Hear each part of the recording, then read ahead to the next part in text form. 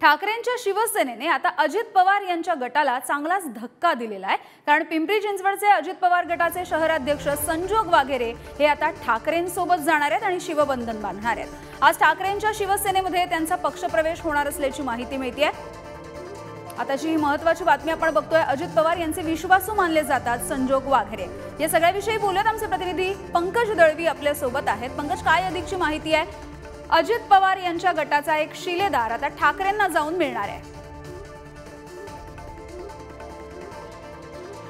वाघेरे हे अजित पवार यांचे निकटवर्तीय मानले जायचे।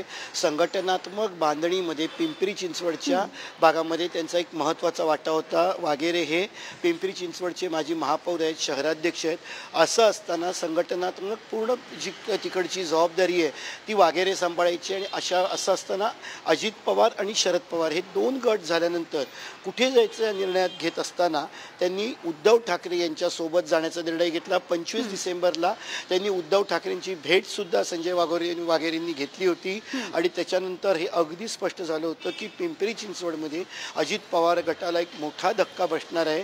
त्यांचे अत्यंत जवळचे किंवा विश्वासू जे सदस्य सहकारी म्हटले जात होते ते अजित पवार आणि राष्ट्रवादी काँग्रेसची साथ सोडून उद्धव ठाकरे यांच्या शिवसेनेसोबत जाणार हे आता स्पष्ट झाले। आज त्यांचा प्रवेश होईल। मात्र प्रवेश करत असताना पूर्णपणे ताकदीनिशी शक्ती प्रदर्शन करत मोठ्या संख्येने कार्यकर्ते आणून हा प्रवेश केला जाण्याची शक्यता आहे। त्यामुळे कुठेतरी प्रवेश केल्यानंतरच ताकद दाखवणं हा सुद्धा एक महत्त्वाचा, शक्ती प्रदर्शन करणं हा सुद्धा एक महत्त्वाचा भाग असणार आहे।